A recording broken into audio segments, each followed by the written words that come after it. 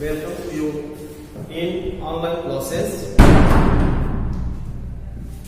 आज क्लास 9 में social science history का पहला चैप्टर में फ्रांसीसी क्रांति, जिसकी शुरुआत जो है 14 जुलाई 1789 फ्रांसीसी क्रांति 14 जुलाई 1789 ईस्वी से प्रारंभ हुई। क्रांति जैसी क्रांति क्या होता है इसके विषय में चर्चा कर लेते हैं। किसी भी देश काल में 4 सेक्टर हैं, 4 स्तर हैं: सामाजिक, राजनीतिक, आर्थिक और सांस्कृतिक। इन चारों क्षेत्रों में जब आमूल चूल परिवर्तन हो जाए उसी को हम क्रांति का नाम दे सकते हैं। वही क्रांति यानी अकस्मात आमूल चूल परिवर्तन राजनीतिक, सामाजिक और आर्थिक क्षेत्रों में जब हो जाता है उसको हम क्रांति का नाम दे सकते हैं। हम पढ़ रहे हैं फ्रांस की क्रांति एक ऐसी क्रांति थी जो 18वीं शताब्दी के बाद यूरोप में लगभग सभी देशों को प्रभावित किया।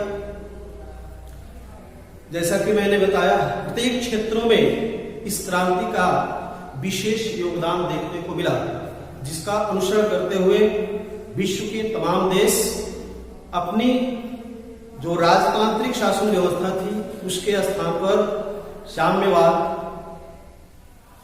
लोकतांत्रिक शासन व्यवस्था की शुरुआत करना प्रारंभ कर दिया। इसमें टॉपिक है 18वीं सदी के उत्तरार्ध में फ्रांसीसी समाज कैसा था। 18वीं शताब्दी के उत्तरार्ध में सबसे पहले हम राजवंश, बुर्बो राजवंश की चर्चा करेंगे।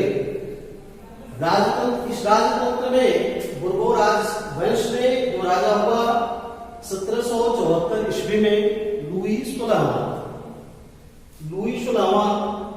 जिसका विवाह जो है ऑस्ट्रिया की राजकुमारी मेरी एंटोनेट के साथ हुई। उस समय जब लुई 16वां राजा बना तो फ्रांस में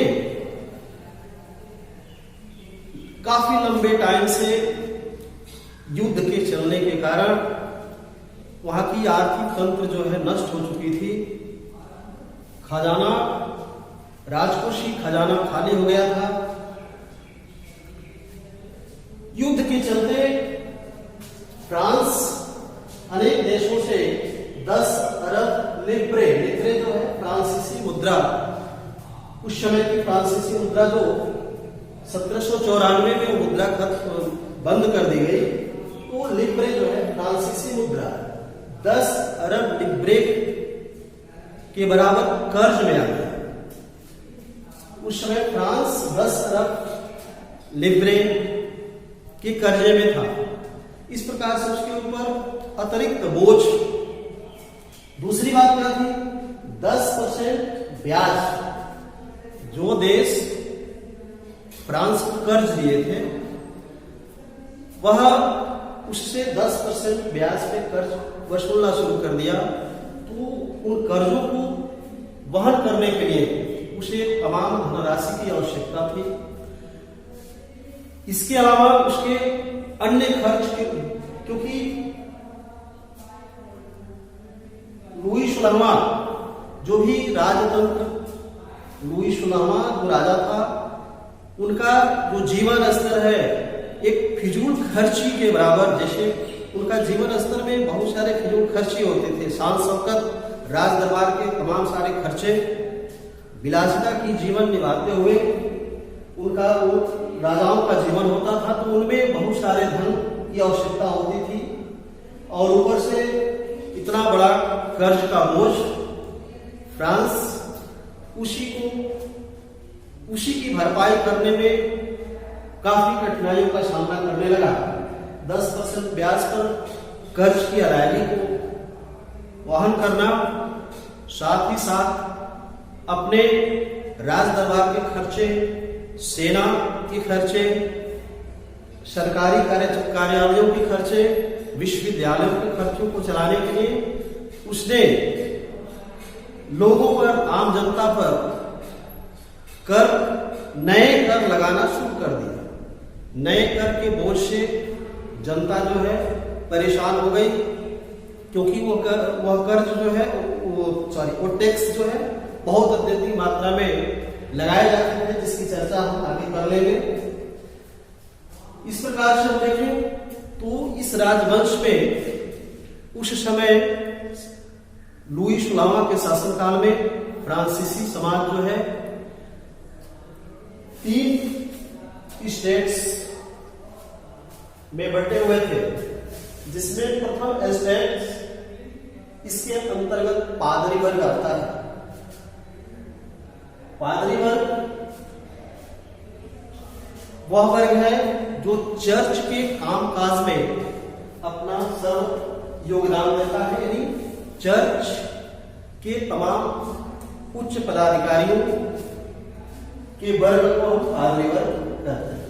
तो प्रथम स्टेट में पादरी वर्ग है, द्वितीय स्टेट में कोलेन वर्ग है, और तृतीय स्टेट में बड़े व्यवसायी, व्यापारी, अदालती कर्मचारी, वकील, इसको आप 3 श्रेणियों में देख रहे हैं। तो तृतीय स्टेट में ये 3 श्रेणी अपेक्षाकृत ऊपर वाले श्रेणी की कंडीशन नीचे वाले श्रेणी की कंडीशन से बेहतर थे। तो 1 नंबर में बड़े व्यवसायी, व्यापारी, अदालती कर्मचारी और वकील, फिर उसके निचले क्रम में किसान और कारीगर होते थे, और सबसे नीचे छोटे किसान, भूमिहीन, मजदूर और नौकर होते थे। तो ये फ्रांसीसी समाज का वर्गीकरण है जो 3 श्रेणियों में बटा हुआ, जिसमें पादरी वर्ग और द्वितीय स्टेट का कुलीन वर्ग सबसे महत्वपूर्ण है। सबसे बड़ी बात यह है कि प्रथम स्टेट और द्वितीय स्टेट को कुछ विशेषाधिकार प्राप्त हुए थे। जन्मा यानी जन्म से ही उन्हें कुछ विशेषाधिकार प्राप्त थे।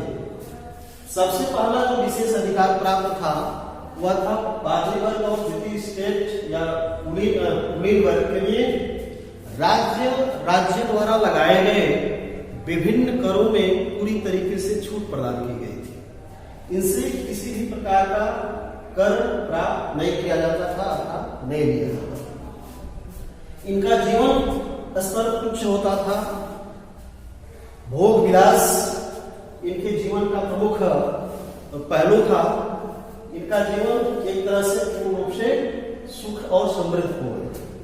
तृतीय स्टेट का जीवन कुछ बड़े किसानों को, व्यापारियों और अदालती कर्मचारी को छोड़ करके निचले पायदान पे आप देखें छोटे किसानों, श्रमिकों और नौकरों की जो जीवन शैली थी बहुत ही दयनीय थी।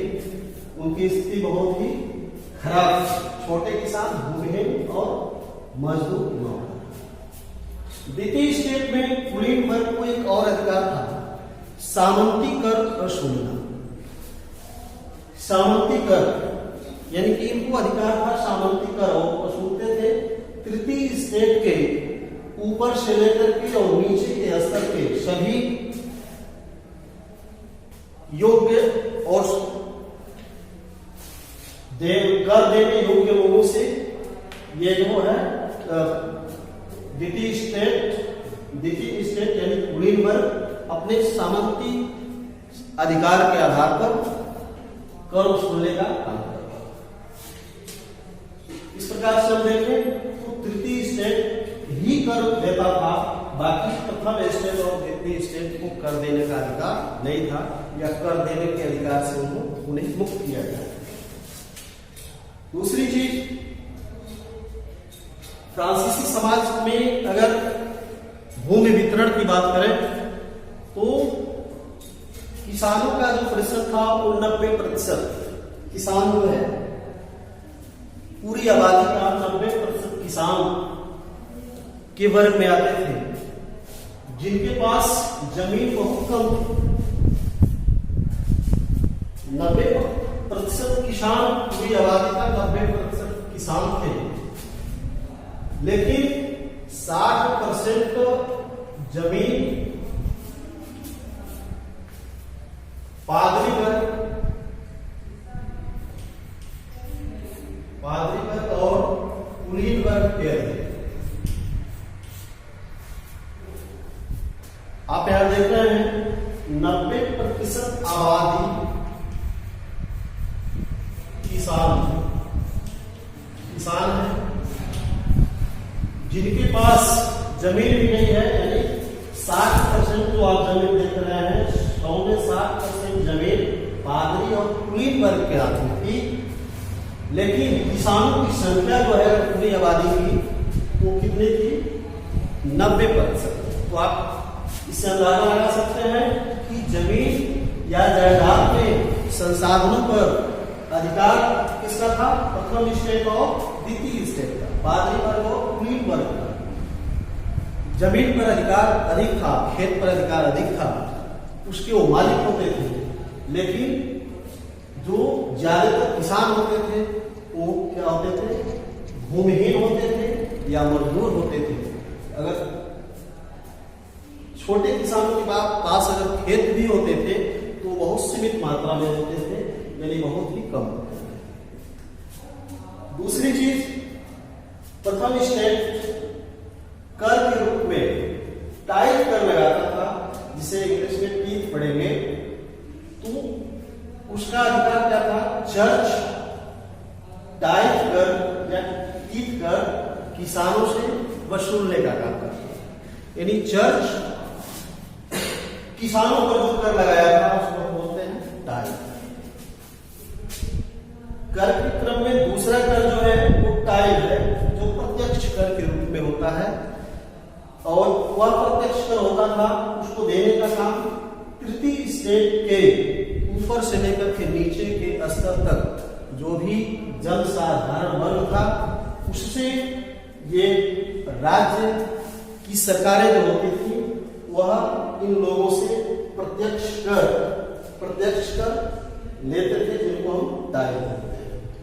इसके अलावा अन्य प्रकार के अप्रत्यक्ष कर होते थे। अप्रत्यक्ष कर विशेष रूप से नमक और तंबाकू पर लगाए जाते थे, जो आवश्यक वस्तु थी, बहुत ही अति आवश्यक वस्तु थी। तो ऐसे वस्तुओं पर अप्रत्यक्ष कर लगाए जाते थे। कुल मिलाकर के अगर देखें तो कर की स्थिति में तृतीय स्टेट ही देनदार होता था, बाकी ये प्रथम और द्वितीय स्टेट कर को वसूलने का काम करते थे, बर्बरता पूर्वक वसूलते थे। किसानों, कामगारों और व्यवसायियों का शोषण करते थे, और क्रम में इसी वजह से तृतीय स्टेट में अत्यधिक मात्रा में असंतोष की भावना पैदा हुई, और इसी के कारण ये फ्रांसीसी क्रांति का शुभारंभ। आज के लिए इतना है।